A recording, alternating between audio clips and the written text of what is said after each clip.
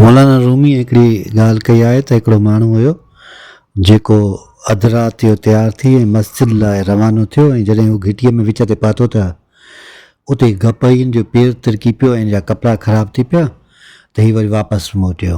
जॾहिं वापसि आयो त हीउ ॿीहर तयारु थी नवां कपिड़ा पाए ऐं मस्जिद रवानो जो थियो त हीउ साॻी जॻह ते वरी हिन जो पेर स्लिप थी वियो त वरी हीउ जेको आहे अंधेरो हुयो त हीउ किरी पियो। हीउ वापसि आयो वरी टियों भेरो जॾहिं हीउ तयारु थी निकिरे पियो त ॾिसे त हिकिड़ो माण्हू ॿाहिरि लाइट खणी बीठो थियो, बती जेका पुराणे ज़माने में शीशे वारी बती हुई, त उहो आॾो आॾो हलंदो पियो हले ऐं हीउ हमरा हुनजे पोयां हले पियो। मस्जिद जे भरिसां पहुतो त उहो ॿाहिरि बीह रहियो ऐं हीउ निमाज़ पढ़णु हलियो वियो। जंहिं निमाज़ पढ़ी वापसि जो आयो त उन माण्हूअ खां हिन पुछियो त तूं केरु आहीं, मैं हिते बती छो खणी बीठे आहीं? त हुन जेको मस्जिद जे ॿाहिरां माण्हू बीठो हुन चयो त मां शैतान आहियां। त हुन चयो तूं पोइ बती कीअं खणी आहीं?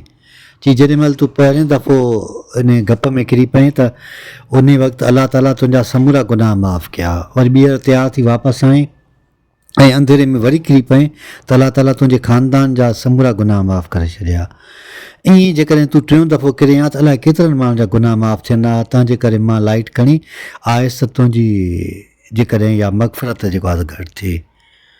त ज़िंदगीअ में जेके बि माण्हू खे थेड़ थबा अचनि था पिया, रुकावटूं अचनि थियूं पियूं, त इहे कंहिं न कंहिं तरीक़े सां असां जे लाइ सवाबु आणनि थियूं।